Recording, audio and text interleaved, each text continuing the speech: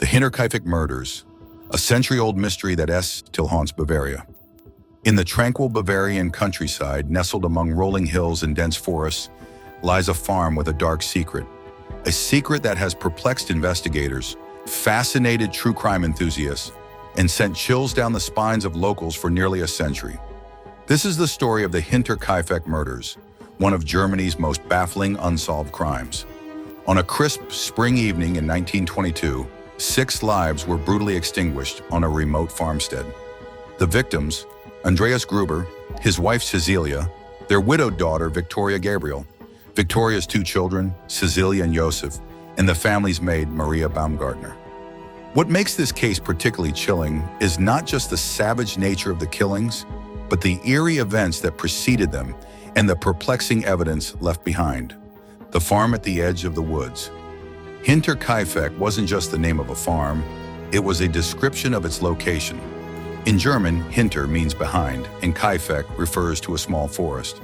The farm quite literally sat behind the small forest, isolated from the nearest village of Gruber by about a kilometer of fields and trees.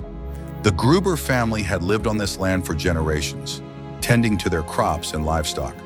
To outsiders, they appeared to be a typical farming family of the era.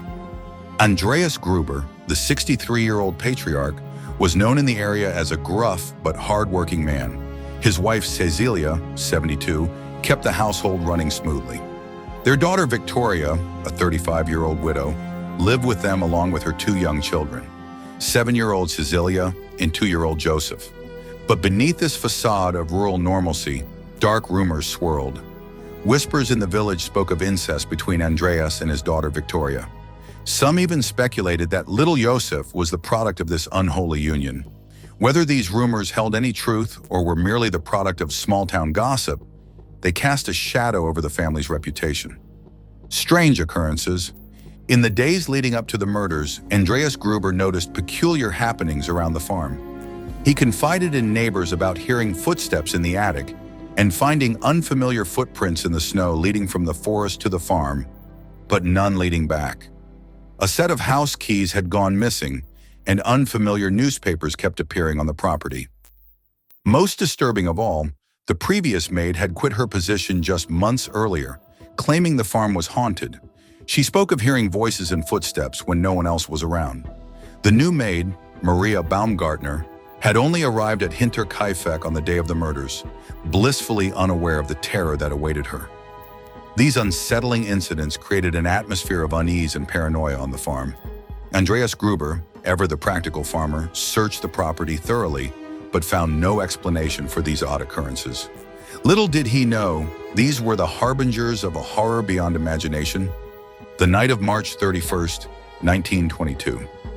As dusk fell on Friday, March 31st, 1922, an oppressive silence descended upon Hinterkaifeck. The usual sounds of farm life, the lowing of cattle, the clucking of chickens, the distant barking of dogs, seemed muffled, as if nature itself sensed the impending doom. What exactly transpired that night remains a mystery, but forensic evidence and later investigations have allowed criminologists to piece together a chilling sequence of events. It's believed that the killer, or killers, lured Andreas Gruber, his wife Cecilia, their daughter Victoria, and young Cecilia to the barn one by one.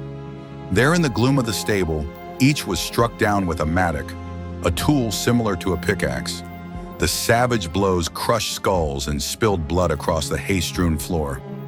With 4 members of the family dispatched, the killer then entered the farmhouse. In the kitchen, they found Maria Baumgartner, the newly arrived maid. She too fell victim to the mattock. Her life ended before she'd even had time to unpack her bags. Finally, the murderer ascended to the attic bedroom, where 2-year-old Joseph lay sleeping in his crib. In an act of unimaginable cruelty, the toddler was killed in the same brutal manner as the others. But the horror didn't end with the killings. In a twist that has baffled investigators for decades, evidence suggests that the killer or killers remained on the farm for several days after the murders. Days of dread. The bodies weren't discovered until April 4th, nearly 4 days after the killings. Neighbors became concerned when young Cecilia failed to show up for school, and no one had seen any of the Grubers for days. When they arrived at the farm, they were met with a scene of unimaginable horror. The corpses of Andreas, Cecilia, Victoria, and her daughter were found stacked neatly in the barn, covered with hay. Inside the house, the bodies of Maria and little Joseph were discovered. The farm animals had been fed and tended to, the cows milked. Smoke had been seen rising from the chimney, and neighbors reported seeing light in the attic windows at night. Most disturbingly, there were signs that someone had been eating food from the kitchen and sleeping in the beds. It seemed the killer had made themselves at home in the very scene of their gruesome crime.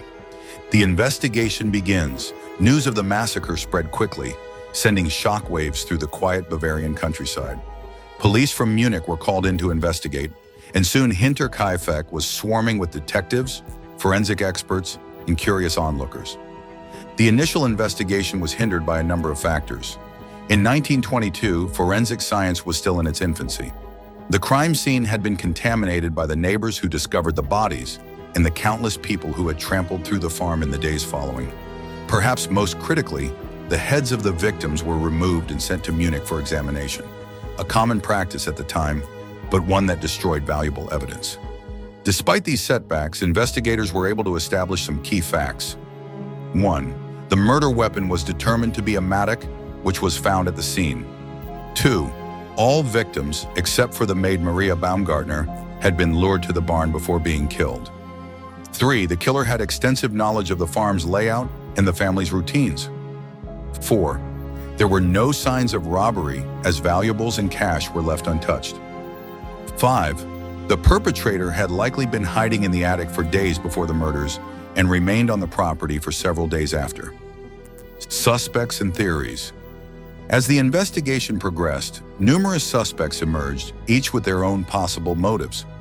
Yet for every theory proposed, there seemed to be evidence to contradict it. Let's explore some of the primary suspects and theories. 1. The escaped convict theory.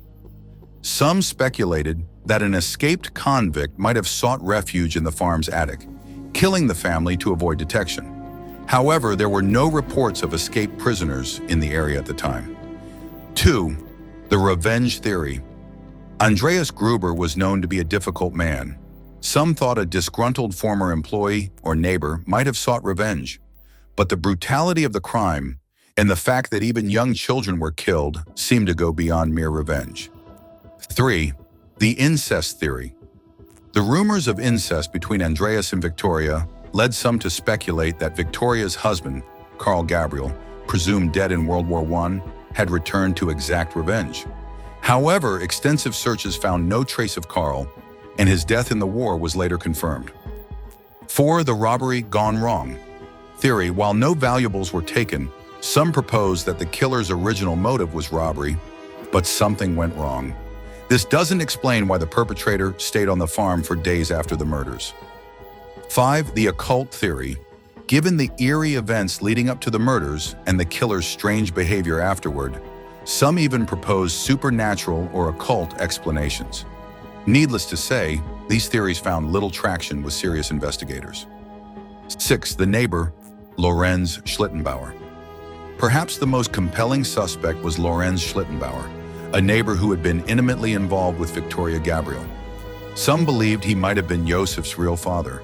Schlittenbauer was part of the search party that discovered the bodies and behaved oddly at the crime scene, seeming unusually comfortable around the corpses. However, no concrete evidence ever linked him to the crimes. Despite exhaustive investigations, interviews with over 100 suspects, and even the use of clairvoyance, a desperate measure that speaks to the investigators' frustration, the case remained unsolved. The impact and legacy. The Hinterkaifeck Murders left an indelible mark on the collective psyche of Bavaria and true crime enthusiasts worldwide. The farm itself, a constant reminder of the tragedy, was demolished in 1923 at the insistence of locals. A shrine now stands on the site, attracting curious visitors and those paying their respects.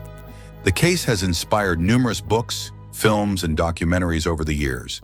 In 2007, students at the Fürstenfeldbruck Police Academy reopened the case as a theoretical exercise using modern criminological techniques. Even with contemporary methods, they were unable to definitively solve the mystery. though they did favor Lawrence Schlittenbauer as the most likely suspect. The Hinterkaifeck murders continue to fascinate for several reasons. The brutality of the crime, the eeriness of the killer remaining on the farm, and the numerous unexplained elements create a perfect storm of mystery. It's a case that seems almost designed to resist solution, with each new piece of information raising more questions than it answers. Moreover, the setting of the crime, an isolated farm in the Bavarian countryside, taps into primal fears of vulnerability and the unknown dangers lurking in the shadows. It's a reminder that even in the most idyllic settings, darkness can intrude with devastating consequences. Unanswered questions. Nearly a century after the gruesome events at Hinterkaifeck, many questions remain unanswered. 1. Who was the mysterious figure Andreas Gruber saw lurking around the farm in the days before the murders? 2. Why did the killer remain on the property for days after the crimes? 3. Was there more than one perpetrator? 4. What was the true motive behind such a brutal act? 5. How did the killer manage to lure each victim to the barn without raising suspicion? 6. Why were the children killed? If the motive was related to the adults, why not spare the innocent? 7. What significance, if any, do the rumors of incest hold in relation to the murders? 8. How did the killer or killers manage to evade detection in such a close-knit rural community? These lingering questions ensure that the Hinterkaifeck case continues to captivate and perplex. It serves as a stark reminder of the limits of human knowledge and the dark capacities that lurk within the human psyche. The Hinterkaifeck murders stand as one of the most chilling and perplexing cases in the annals of true crime. It's a story that combines elements of horror, mystery, and human drama in a way that continues to resonate nearly a century later. As we reflect on this tragic event, we're reminded of the fragility of life and the unfathomable depths of human cruelty. We're also confronted with the limitations of justice and the unsettling reality that some mysteries may never be solved. The ghosts of Hinterkaifeck, Andreas, Cecilia, Victoria, young Cecilia, little Joseph, and Maria continue to haunt our collective imagination. Their story serves as a grim reminder that sometimes the most horrifying monsters are not the products of fiction, but the very real demons that walk among us.